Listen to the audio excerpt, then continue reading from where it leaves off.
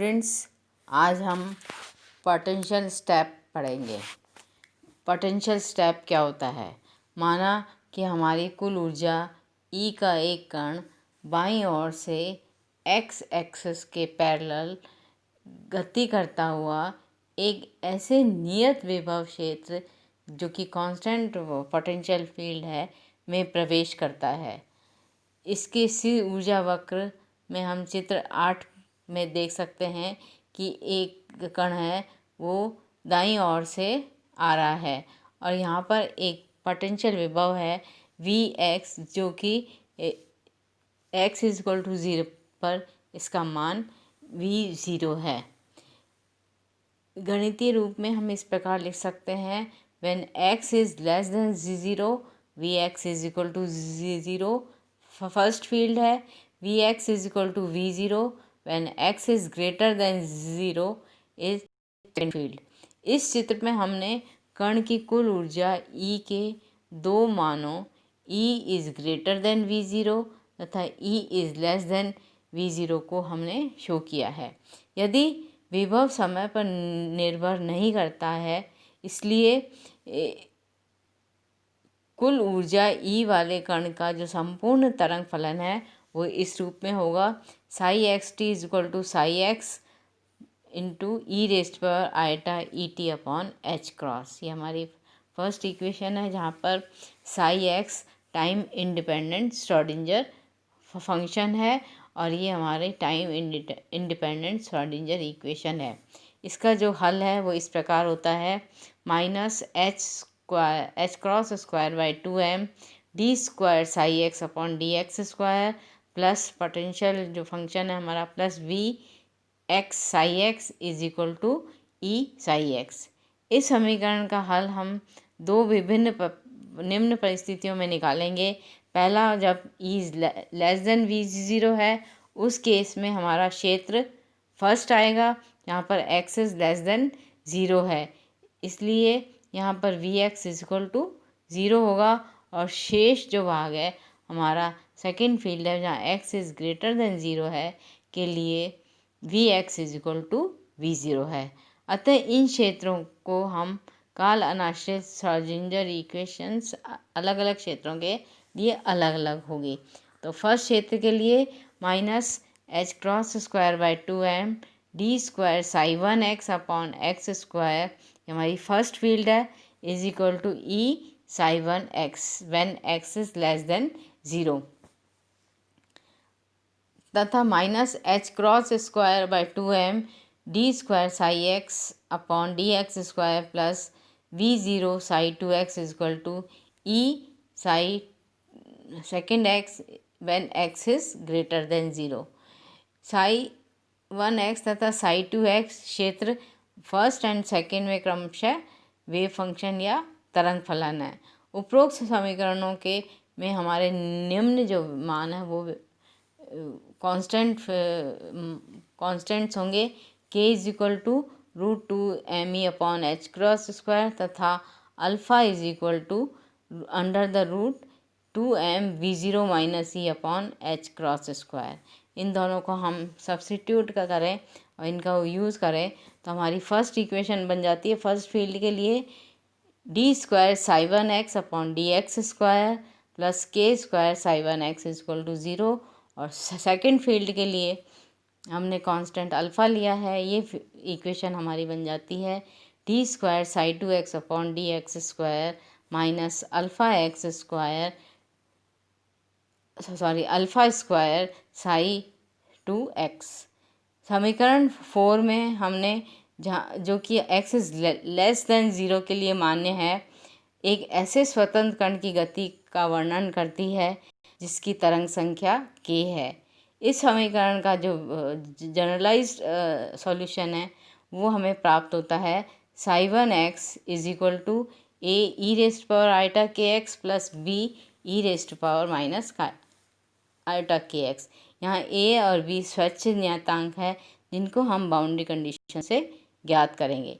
अब समीकरण 5 के लिए when x is greater than 0 है जो कि x इज़ ग्रेटर देन 0 के मान होगी, इसके लिए साई 2x जो वेव फंक्शन है उसका हल होगा psi 2x is equal to c e raised power alpha x plus d e raised power minus alpha x. यहाँ पर डी और सी और डी दोनों स्वच्छ नियतांक है। इन ए बी सी डी का निर्धारण हम तरंग सीमा की बाउंड्री कंडीशंस और कंटिन्यूटी कंडीशंस के द्वारा ज्ञात करते हैं। इन प्रतिबंधों के अनुसार साई के सब मानों के लिए तरंग फलन साई एक्स तथा इसका प्रथम अवकलन D Sai x upon d x परिमित तथा संतत होना चाहिए। सेकंड, समीकरण 7 में यदि c is not equal to 0 हो तब जैसे जैसे x का मान बढ़ेगा c e raised power alpha x का मान भी बढ़ता जाएगा। When x is equal to infinity होगा तो c e raised power alpha should also be infinity. अतः यह वांछित नहीं है क्योंकि ये बाउंड्री का में है, अतः c का मान 0 होगा। अब समीकरण x इज़ ग्रेटर देन 0 के लिए psi x equal to d exponential of minus alpha x होगा। और समीकरण 6 के प्रथम पद के लिए a e raise power iota k x दाईं और गतिशील कण को दर्शाता है तथा बी बाईं और गतिशील कण को दर्शाता है जो विभव सीढ़ी पर परिवर्तन की संभावना को दर्शाता है। अतः when e is less than 0 होगा तो psi 1 x equal to a e raise power iota k x plus b e raise power iota k x होगा। वह psi 2 x equal to d e raise power alpha x होगा।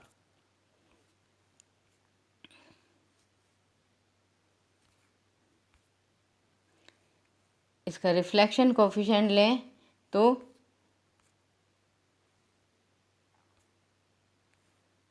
Reflection coefficient R is equal to v b square upon v a square होगा। V cancel हो जाएगा, B square upon r square. इस प्रकार परावर्तन गुणांक तरंग की तीव्रता तथा आपतित तरंग की तीव्रता के बराबर होता है। समीकरण में हम इसका यूज़ करें तो r is equal to k e raised power minus iota k x upon k e raised power iota alpha is equal to k e raised power minus iota alpha upon k e raised power k iota alpha into k iota plus alpha, क्योंकि complex conjugate होते हैं इसलिए एक plus होगा और एक minus होगा। जब e is less than v0 है तब विभव श्रेणी में कण तरंग का पूर्ण परावर्तन होगा। ये सब कण जिसके लिए e is less than v0 है जब बाईं ओर से विभव सीढ़ी पर आपतित होते हैं तो परावर्तित होकर वापस लौट जाते हैं। अतः साई एक्स जो फलन है when x is greater than 0 होगा तो हमारा साई 2x का मान होगा D e raised power minus alpha x. अतः विभव सीढ़ी के दाईं ओर तरंग फलन शून्य नहीं होता है। When x is equal to greater than 0 में इस की जो कण की प्रायिकता घनत्व है वो p x is equal to d square e raised power 2 alpha x होगा। यह प्रायिकता घनत्व एक्सपोनेंशियली रूप से कम होता है। अतः महत्वपूर्ण इसका जो हम ग्राफिकल प्रेजेंटेशन लें तो साई 2x जब x इज़ ग्रेटर देन 0 है तो ये एक्सपोनेंशियली डिक्रीज हो रहा है। यह एक चिरसम्मत यांत्रिकी में अभेद क्षेत्र x इज़ ग्रेटर देन 0 के लिए है। अतः क्वांटम यांत्रिकी में पाए जाने की कुछ परिमित प्रायिकता होती है। v0 का मान जितना अधिक होता है उतना ही अल्फ़ा का मान अधिक होगा। अतः दिए हुए e के लिए साई 2 का मान उतनी जल्दी शून्य हो जाएगा।